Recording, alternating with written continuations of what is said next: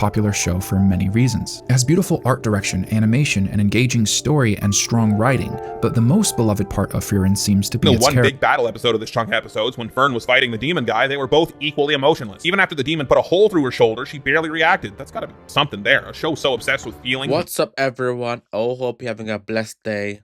I want to take us back today to the best performing series we do cover on this channel, a fan favorite, and that being Frieren Beyond's Journey's End. And this video is all about how when a side character is given main character treatment. In Frieren, as the title suggests, it's the story about Frieren's life post the hero's journey and how she navigates life after that story is ended. But in that same light, Fern, her new project, a lot of times takes center stage. Let's cover what that really means in today's video. Without further ado, let's get straight into it.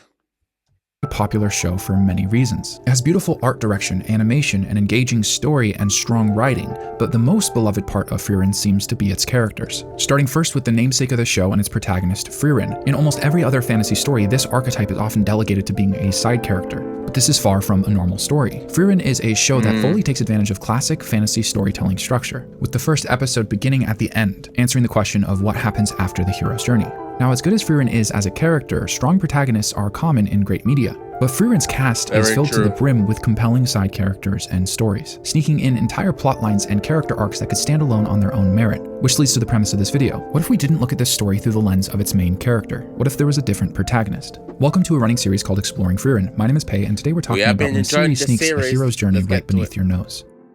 Today's video is brought to you by Skillshare. This is a recurring partner for something that with options. On the latter, it wanted people to use. This week I took a couple surveys on YouTube. You saw one earlier, asking if my audience had to choose of these 4 options, what was their favorite part of Frieren. Characters pulled ahead of the vibe, with world building and the plot making up about 15% of the total votes. But my other 2 polls were... What would you guys think is the best out of this? I would definitely say I like the world building. The world building, I think, is the key part of Frieren. Take away the world and place it somewhere else. The characters can't really be fleshed out to their best of their abilities, and similar, the vibe is also an extension of the world building. That's how I personally see it. But so yeah, definitely world building for me. Earlier, asking if my audience had to choose of these 4 options, what was their favorite part of Frieren. Characters pulled ahead of the vibe, with world building and the plot making up about 15% of the total votes. But my other 2 polls were specifically about audience's favorite and least favorite members of the 3 main cast in Frieren Beyond Journey's End. With both surveys, we saw similar results, with Frieren being the clear frontrunner, followed by Stark and then Fern. But because of comments I had in my first survey, the second one included a 4th option, calling me a monster and answering that you just like them all. Because I think the general consensus I was getting in the comments of these surveys is that it's a really outstanding trio. While people have preferences, the vast majority seems to enjoy all of them. Today's video is advocating for the least popular on these surveys, a character that some people could argue is unnecessary given the fact that she competes with the series protagonist and main character in many personality traits.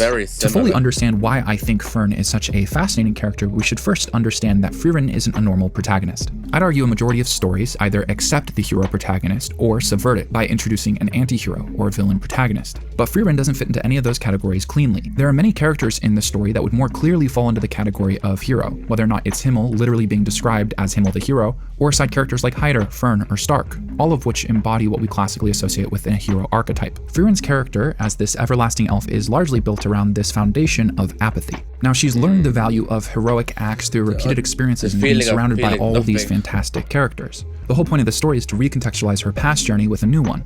Now, normally fantasy stories are built around this big pressing conflict, a threat to the sanctity of the world, with the protagonist and antagonist on converging paths. Where the protagonist consistently develops their skill set and strength to face this antagonist, options are slowly stripped away from them until they have to take this unwanted, necessary conflict in the climax. Now, Frieren's already done that, and she's considered one of the strongest mages in history. You can see how this undermines a classic storytelling structure, stakes, which leads into this thing I call main character resources.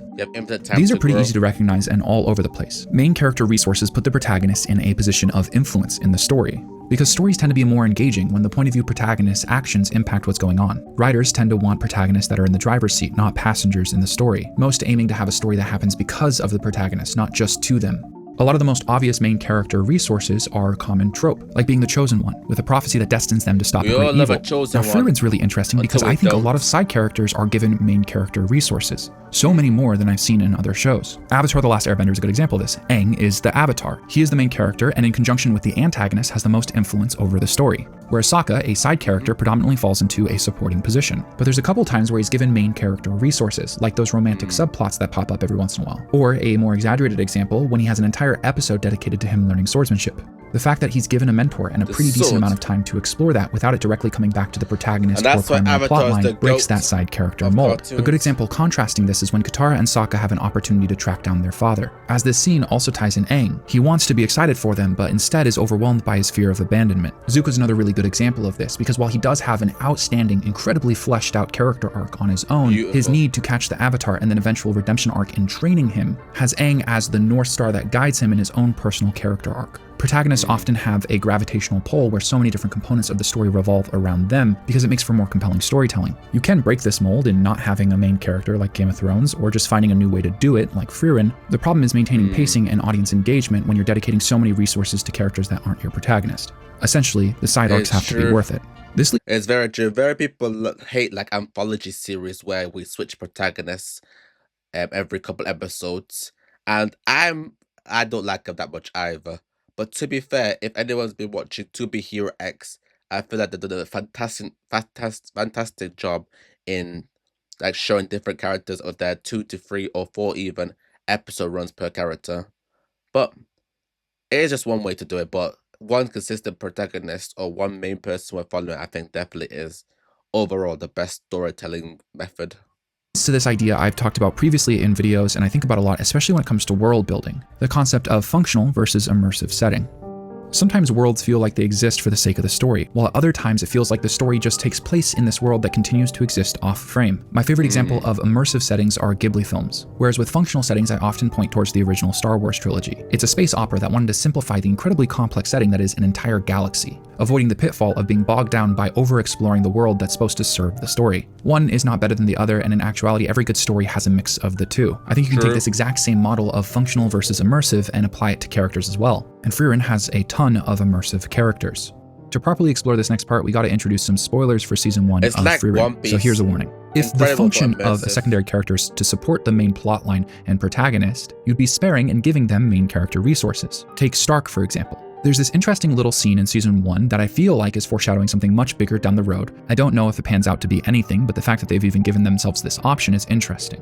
There's this plotline in the previous hero's journey where Himmel was given a replica of the hero's sword, a special weapon that was meant to kill the Demon King that was supposed to be pulled from a stone. But when he actually got to it, it wouldn't budge. I made an entire video exploring this specific topic a while back. The point seems to be that a fake hero is still a hero.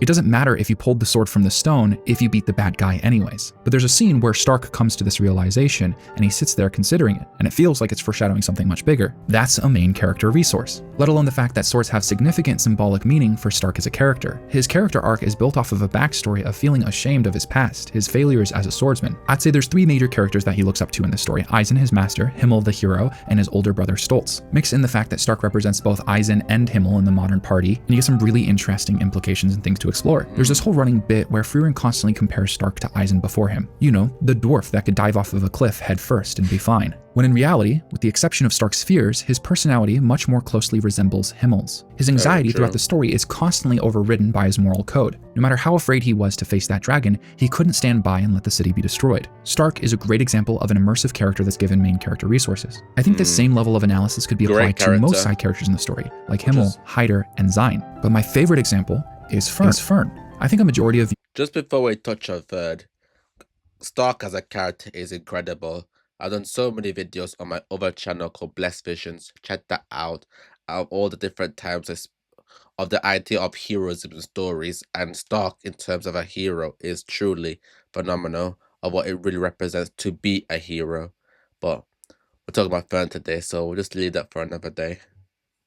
Like Fern as a character, but I still think she's underrated because she's the center catalyst for some of my favorite parts of all of season 1 of Frieren. So let's start first with the thing that inspired me to talk about this in the first place. A fantastic video made by a creator named Overanalyzing Avatar. I'm not sure how I feel about Fern. She might be the character I'm most unconvinced on. It would seem to me that Fern would be the last thing you would write into a story that starred Frieren. Frieren is already entirely understated and calm, and with Fern you get a lot more of that. Now I'm taking quotes out of context from this very nuanced video, so if you find yourself disagreeing with some of the things he's saying, I'd heavily encourage you to go watch it, because there's a lot of well-founded context that supports his argument. But for the sake of time and not just being a reposting of his video, I'm taking short clips that synopsize some of the points he makes. I agree strongly with the larger argument here that Fern is a very surprising character to pair with Frieren. Most stories, especially anime, go out of their way to make characters distinct, avoiding filling the same archetype with multiple characters, especially the first two from the main party that you introduce. Fern is a character that at first seems very simple. Overanalyzing Avatar actually talks about this in his video, but I'll paraphrase. As you get to know Fern more, you learn that there are multiple traits that differentiate her from Frieren,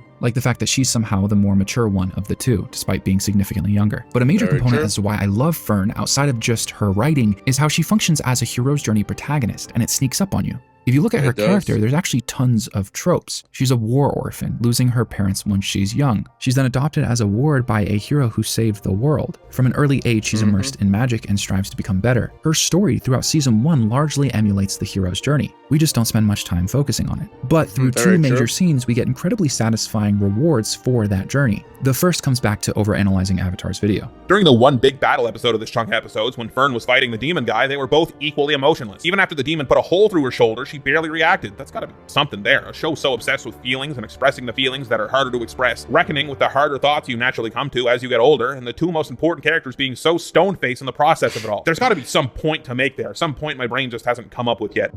I made this whole video a while back talking about this specific conflict as being the first moment in Frieren where we don't have Frieren as a safety net. When you have a character that's so strong as a protagonist, it undermines a lot of the stakes of the story. But this is the first time in the show we see Frieren leave Fern and Stark to problem solve on their own, taking away that safety net.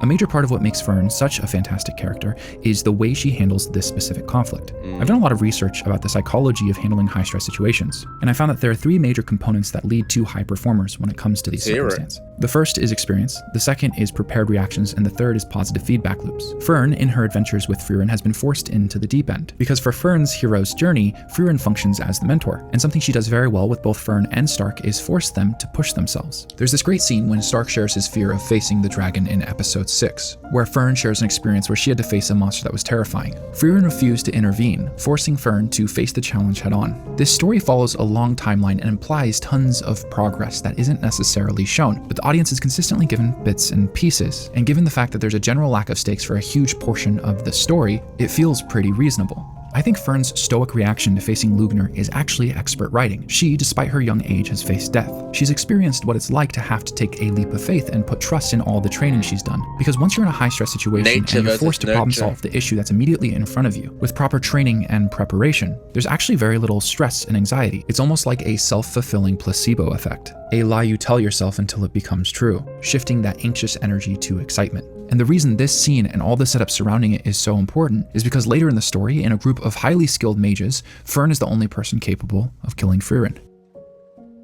There's something so cool about introducing an overpowered protagonist and then creating a dungeon where magic creates a one-to-one copy of anyone who enters, meaning that Frieren, no matter how capable she is, cannot be the person to tip a scale in a fight against herself.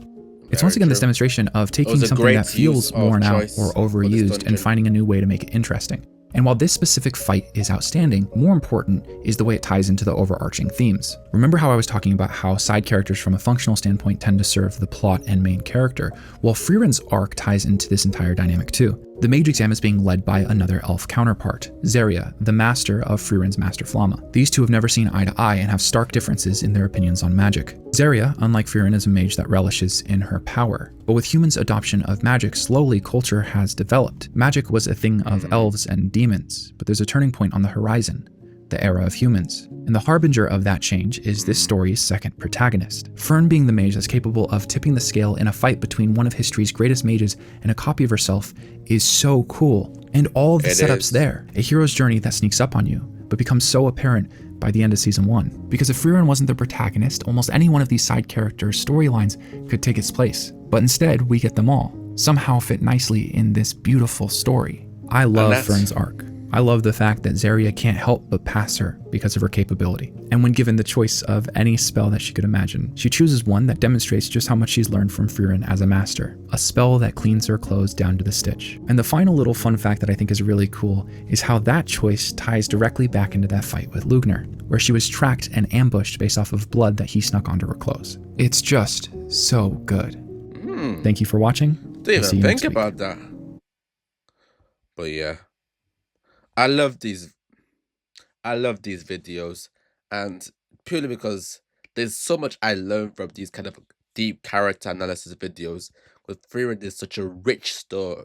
It's a rich story in such low world building characters, with even the smallest of details have the biggest of sophistication, and everything is so intentional from the way the characters act, the dialogue, the world building, the progression, everything harmonizes so beautifully in this world. And also, I'll never stop watching these Frieren videos. I'm actually not able to comment too much because I don't want to remove too much of the initial video, because them ones there I can't even give that much of good takes, if I'm being honest. But it's always good learning and reviewing Frieren content at the end of the day. But that was the video for today. If you guys would like me to do more Frieren videos once again, do let me know in the comments below. I'm doing my best to give a nice range of different kind of videos, some lesson based, some hype based, and some like motivational based. But we'll see how it goes. But thanks for watching. Like, comment, and subscribe. And until next time, ciao.